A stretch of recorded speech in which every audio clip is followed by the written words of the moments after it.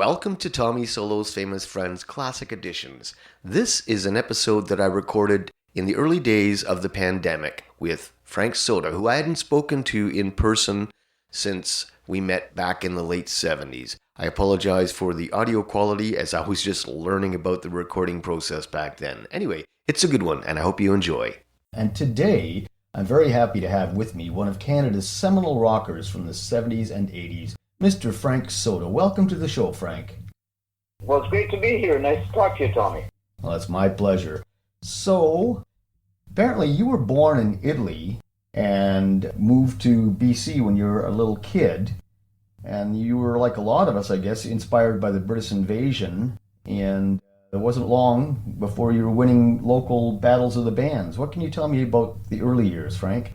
Well, yeah, it was during high school, basically. We all sort of used to, play in our basements and everything else. And then there was all these local Battle of the Band competitions. And we ended up putting, together different musicians would play with different people, that type of thing. And then we finally found a good unit and we go and play at the Battle of the Bands. And we ended up winning a couple of them. So it was a good way to actually, make sure you had to practice and sort of to make sure you had all your chops together because you were being judged. So it was a good way to start, the process of learning music, Right. And from what I understand, there was quite the talent pool in that Northwest BC area. I've talked to several people about how there seem to be these crazy geographical pockets where there's huge talent all kind of focused in one area. And that's what I gather your scene was like. Well, yes, I was lucky because in Terrace, BC, you had like Jim Valance and Howard Froese grew up there. And we'd always had these musicians come up from Vancouver, like Blair Thornton. He ended up being with Buck Turner later. And people like that friend, like I said, I put together that band, King Lear, like we were talking about. His name was Kevin Nickel. He was a very, very talented keyboard guitar player from the Vancouver area. Skip Press used to come up all the time. He ended up playing with Bryan Adams and Sweeney Todd. And he's still a phenomenal musician. So it was great that all these musicians would come up. I would hear him and listen to him play and pick up chops and do stuff. And then we'd take it and put our own band together. And like I say, these Battle of Bands, Yeah, there's an awful lot of people that came up from that area. I understand at a certain point, you ended up being a guitar player in Buddy Knox band from the Party Girl fame. Editor's note, what I meant to say was that Buddy Knox was known for his huge hit, Party Doll, as in, come along and be my party doll. Now back to the show. Yes, it did, because in that area, after, when we did the high school stuff and the Battle of the Bands and playing in gymnasiums and all that, then, like I said, all these great musicians would be coming up, and there was a circuit to play. You could play like 4 or 5 nights a week, and I ended up just going up and down from Terrace, Kitimat, Prince Rupert, all that northwest area, up and down Smithers, and all the way to Vancouver, as a matter of fact, with different bands. And that way, it was a good way to gig, and actually I could support myself, it being, my late teens and then on to my early 20s after. But on the way there was a club in Smithers where a lot of bands would come up to play. It was called the Devil's Web, that's what it was. And Buddy Knox was playing, and his guitar player got sick because we had just played the night before or a few days before. And so we stuck around, of course. His guitar player got sick, so I had to learn that lick from Party Doll and play along with him. And it was fun. Nice. Yeah, I played with a drummer a number of years ago named Gord Hager, who had a stint with Buddy Knox, and he shared your sentiments and said it was a lot of fun to play with that band. So how did you go from that to hooking up with the legendary muscle man Thor? Yeah, okay. What happened, like I said, because there was places up in that northwest area to play, so after we put together bands that actually could make money and stuff like that, we played these little pubs. And Thor came up to play a pub, and he flew in from Hawaii, I believe, with this lady at the time who had just won Miss Nude Hawaii or something. And we picked them up at the airport. They came in all tanned and everything else. And they came up to play a show in Kitimat, and we were the backup band. So he really liked us because he said, hey, these guys are great. Maybe sometime I'm heading to Ontario, blah, blah, blah, that type of thing. Let's put together a band. So that's all that all started. Nice.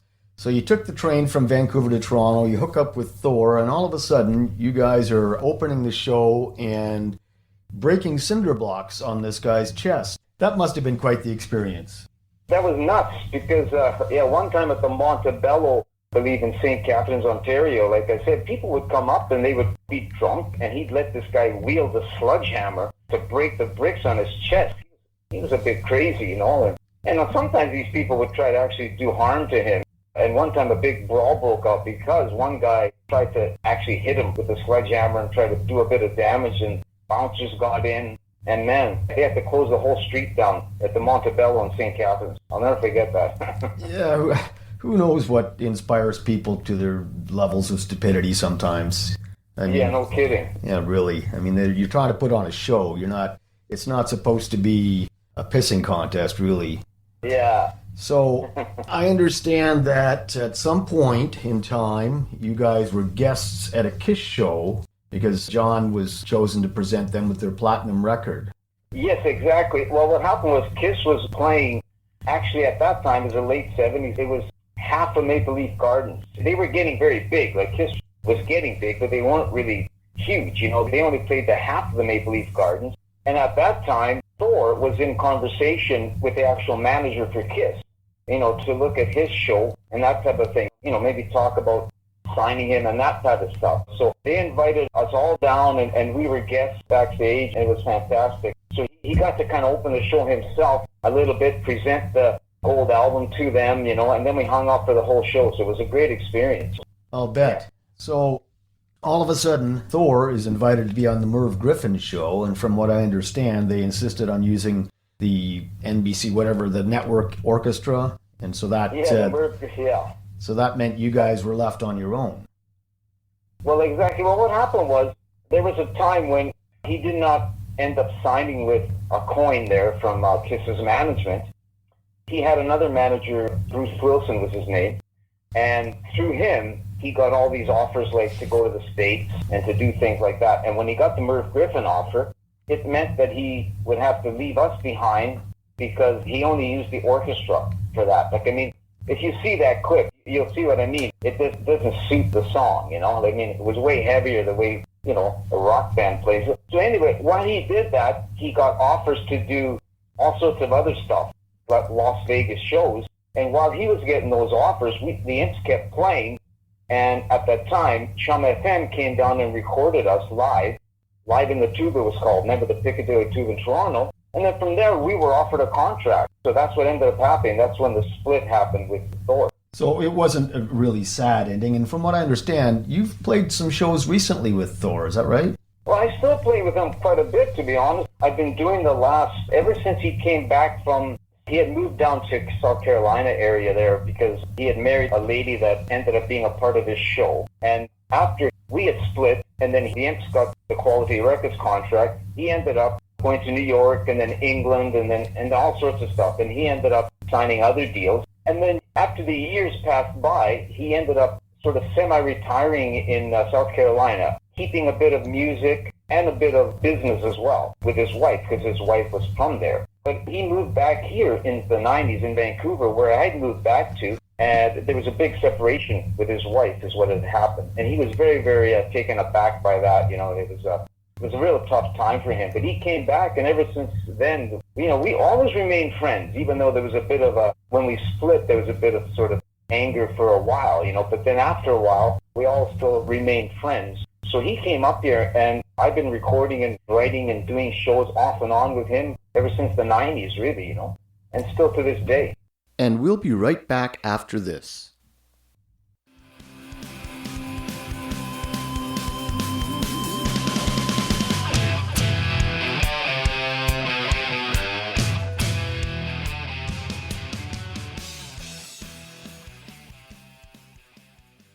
Well, I want to go back now to the time between Thor going on to the Merv Griffin show and you guys going on your own.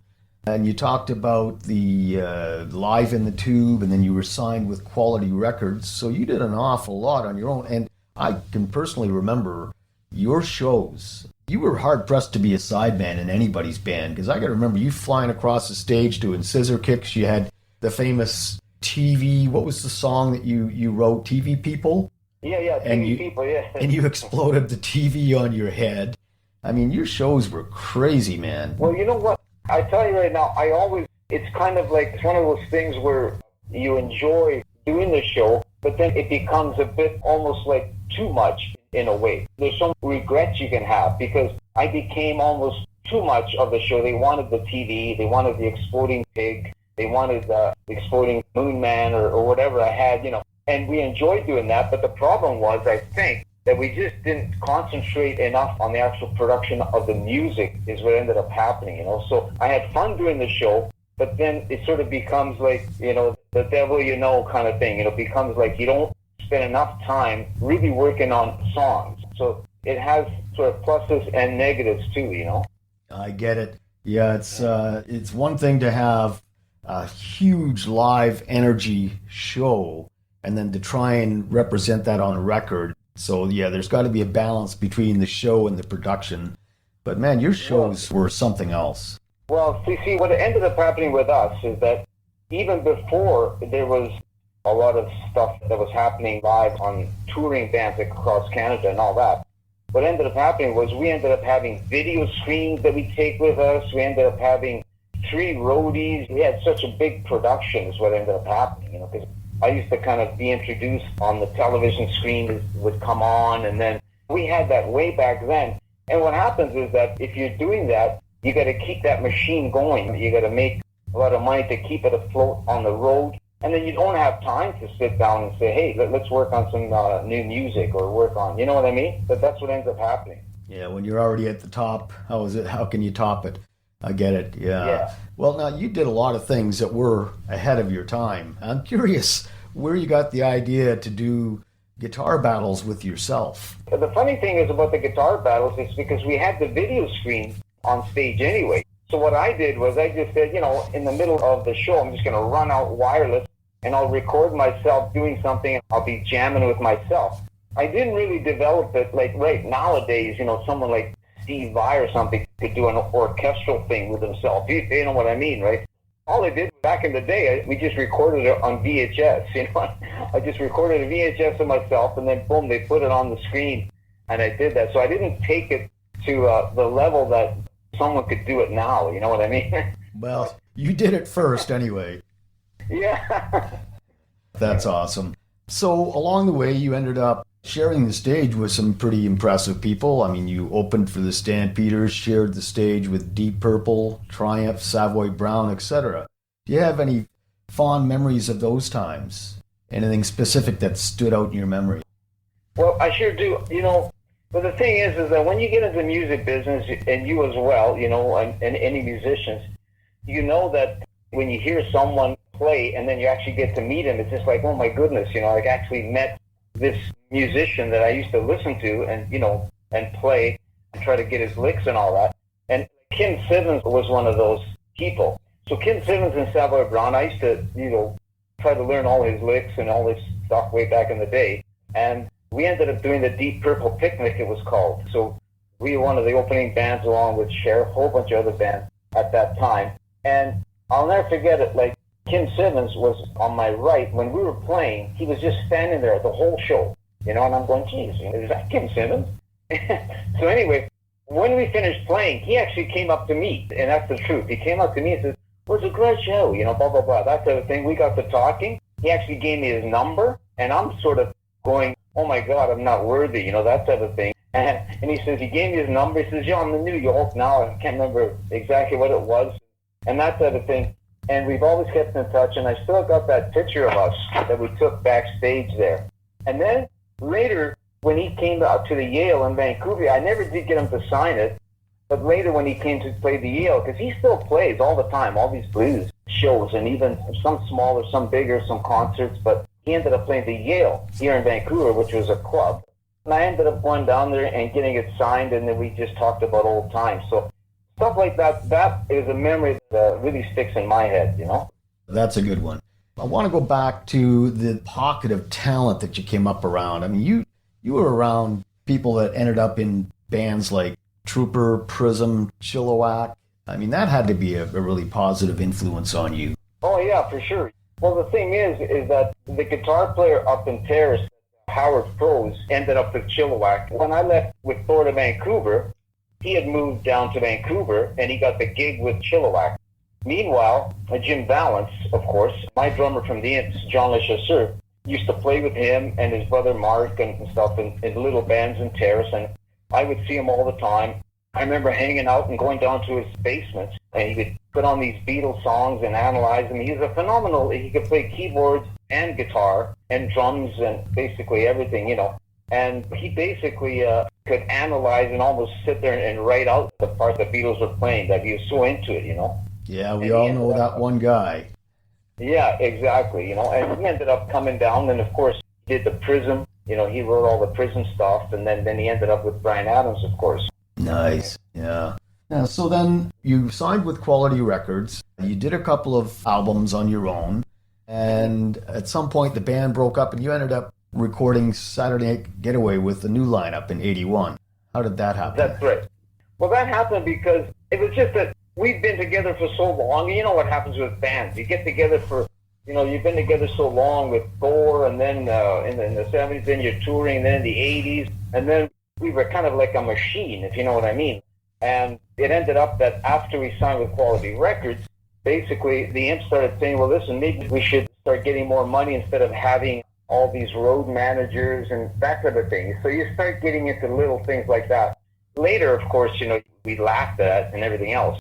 But when that happened was the manager at the time that we had that was managing us and getting us all these deals, he ended up signing Lee Aaron and later and all that, you know. But he would say, well, listen, Frank, if they're going to be like that, I got a couple of great musicians that are right there, you know. So it came to a head, that type of thing. So we ended up like just using, it was Glenn Grado and Peter Crowley.